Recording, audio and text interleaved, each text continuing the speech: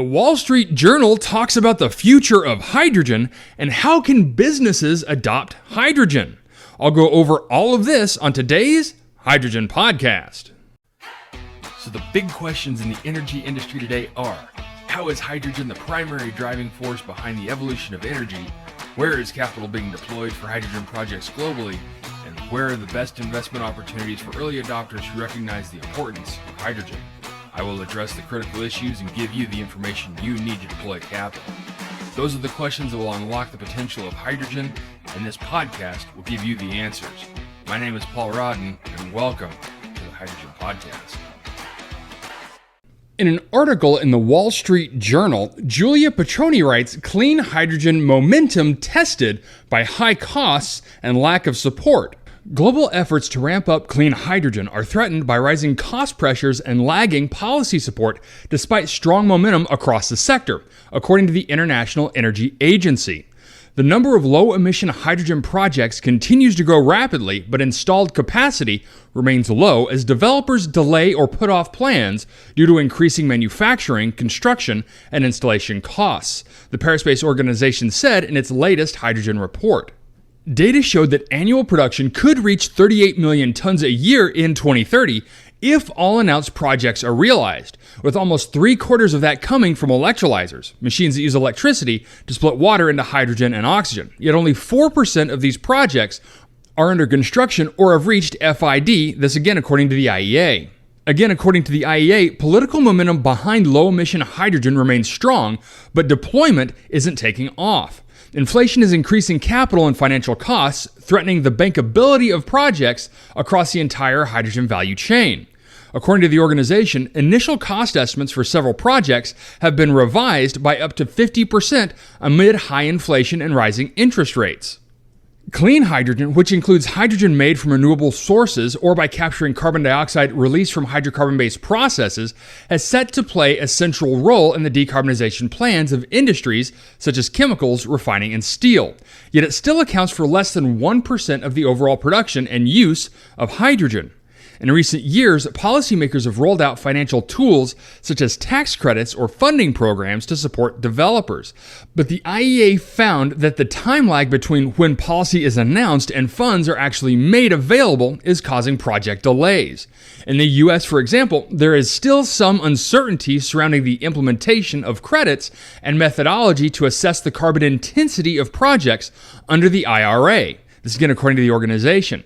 To address these challenges and improve the economic feasibility of projects, the sector should be able to account on a more effective system for the implementation of support schemes, as well as on tools such as loan guarantees to address near-term financial risks. Developers also need more efficient licensing and permitting processes to speed up the development of infrastructure, including new pipelines, underground storage, and terminals. Again, according to the IEA, governments need stronger policy action on multiple fronts to tap into the opportunity that low-emission hydrogen offers. Okay, so the Wall Street Journal bringing up talking points that I brought up a few times in the past and something that needs to be addressed in order to move the hydrogen economy forward. In order to navigate the energy transition, we can't rush decision-making without the appropriate data points and analytics. So regardless of how much capital is pushed into hydrogen or how many tax credits or funding programs are offered, this transition is going to take time. Infrastructure needs to be built out, technology must be vetted several times over, and economies of scale have to be leveraged. And it seems to me that those who are complaining about the length of time necessary for this are those who have invested in hydrogen expecting a quick return. This is a long play and will take decades to be realized. That's why I talk about leveraging existing technology to its fullest and cleanest capabilities while R&D drives down the cost structure of the next generation of hydrogen technology. This is also why I advise those close to me that if they're looking for a quick turnaround investment, to avoid hydrogen right now. These companies don't need to be looking to issue dividend payments, only strictly reinvestment in growth opportunities. Now, if you're looking for long-term investments, sure, hydrogen is very promising, but realistically, only as a long play.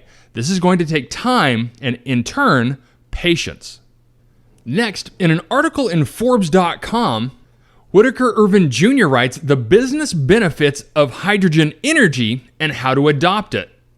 Whitaker writes, "The global desire to transition from hydrocarbons toward alternative energy has gained significant traction, with governments, international organizations, businesses, and individuals actively participating in efforts to promote and accelerate energy evolution. While addressing climate change and saving the planet is the overarching concern for finding alternative energy solutions, shifting to hydrogen-based solutions can offer governments and businesses numerous benefits beyond environmental considerations.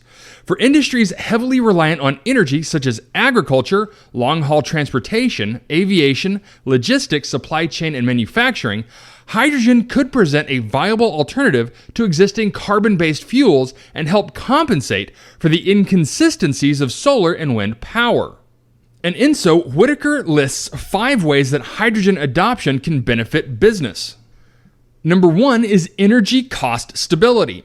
Considering today's hydrocarbon and natural gas energy prices, renewable hydrogen may become a more cost-effective alternative, especially in the long run. By generating hydrogen on site or using hydrogen produced from a commercial hydrogen power plant, businesses can hedge against fluctuation in hydrocarbon and natural gas prices, creating greater energy cost stability. As of 2022, the cost of green hydrogen created using electrolysis was more affordable than natural gas in the UK, Sweden, Italy, Spain, France, Germany, and Poland. If more countries invest in the hydrogen market, its price will likely continue to decrease. Number 2 is government incentives and support. The U.S. government and several governments around the world offer financial incentives, tax breaks, and grants to businesses that invest in renewable and clean energy solution. On July 5th of 2023, the Biden-Harris administration announced a highly anticipated clean hydrogen strategy and roadmap to meet America's decarbonization objectives of a carbon-free grid by 2035 and net zero emissions by 2050. Historic investments have been made through the Bipartisan Infrastructure Law, which authorized $62 billion for the U.S. Department of Energy and allocated $9.5 billion in funding for clean hydrogen. The Regional Clean Hydrogen Hubs program, or H2 Hubs, has allocated up to $7 billion to establish 6 to 10 regional clean hydrogen hubs in the U.S. By adopting hydrogen power, businesses may be able to benefit from clean energy investments, become eligible for various government support programs, and receive funding to empower their company's future. Number 3 is reduced regulatory risks and future-proofing. As governments worldwide enforce environmental regulations, businesses that proactively transition to clean energy sources like hydrogen can mitigate future regulatory risks and avoid potential fines or penalties for noncompliance. Governments may tighten regulations and controls to push for less carbon-based existing fuels and more clean energy production. For example, governments may tighten offsets, add qualifications, and even tax less desirable fuel use. Businesses can preemptively address environmental regulations by transitioning to different energy sources and reducing emissions, mitigating potential legal and financial risks. Number 4, advantages over solar and wind energy. Hydrogen presents unique advantages over solar and wind energy for business owners to consider. Wind and solar energy can face capacity issues due to sporadic nature of daily and seasonal fluctuations, as well as their dependence on sunlight and wind availability. All of this negatively affects power grid stability. They also require large investments in land or expensive capital-intensive offshore construction operations. Hydrogen's ability to provide continuous power generation and serve as a reliable energy storage medium can complement the intermittency of solar and wind sources. And number 5, new revenue streams. Businesses can explore new revenue streams by venturing into the hydrogen economy. In a report by ID Tech X, the global low-carbon hydrogen market could reach a value of $130 billion by 2033. The hydrogen economy envisions a future landscape where clean hydrogen plays a vital role in decarbonizing heavy industries and long-distance transportation, meeting the growing interest in sustainable energy solutions. As an emerging market, there are substantial opportunities for businesses to build infrastructure across the entire hydrogen supply chain. Adopting hydrogen as an energy source requires dedicated planning and serious commitment. A good plan would evaluate the energy needs and processes compared to available hydrogen solutions.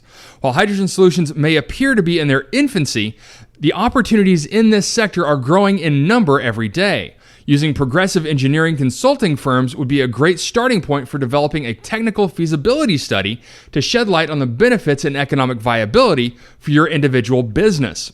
The hydrogen infrastructure is only starting to be practically laid out. It is incumbent upon the adopter to plan for the required safety, storage, transportation infrastructure. Adopters can do this in concert with hydrogen producers who can aid in analysis and help identify areas where infrastructure may be shared with others. Selecting energy generation technology that best matches your goals is essential. If CO2 is not a significant concern, steam methane reforming may produce the hydrogen required at a lower cost but with some emissions. There are ways to capture or sequester those emissions which will impact cost. The projects people are contemplating today typically look at electrolyzers for energy generation. Keep in mind that powering electrolyzers is not a trivial matter, and it's not just dollars and cents that must be considered. These decisions could impact the adopter's social license to operate. Equipment manufacturers are a great source of information to support in this area if you have the technical people available to separate sales pitches from facts. Compliance with regulations and permitting is also at its early stages. As a result, it's essential to find a trusted partner as a consultant in this area. Federal, state, and local governments may not yet be equipped with enough expertise in this area, so jurisdictions may tend to err on the side of much stricter requirements than will be ultimately necessary. Select a consulting firm that best matches your physical footprint, as regulations can vary significantly by country. Okay, so great insight from Whitaker Irvin Jr., who is the CEO of Q Hydrogen, which is developing a new technology for turning water into clean, efficient, renewable hydrogen. And this is great advice for those seeking to adopt a hydrogen integration plan into their operations. This is still new territory and will be for some time, and it's vital to look at the hydrogen landscape practically and determine which path is right for you. And keep in mind, this article essentially covers two technologies, SMR and electrolysis. And while both of those are getting the lion's share of the press, there are other technologies, such as natural hydrogen, which is continuing to see exponential advancement, and methane pyrolysis, which we're beginning to see the signs of cost reduction thanks to R&D in Europe. And if you're looking to take a step into the hydrogen economy, there are tools available to help.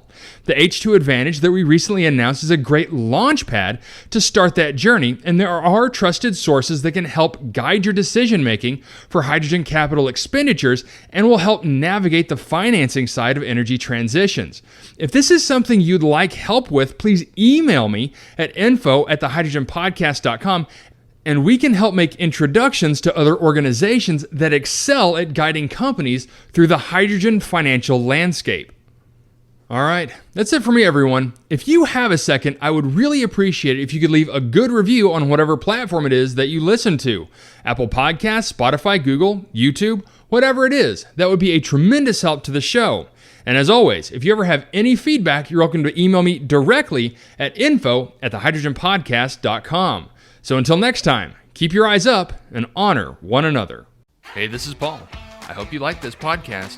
If you did and want to hear more, I'd appreciate it if you would either subscribe to this channel on YouTube or connect with your favorite platform through my website at www.thehydrogenpodcast.com. Thanks for listening. I very much appreciate it. Have a great day.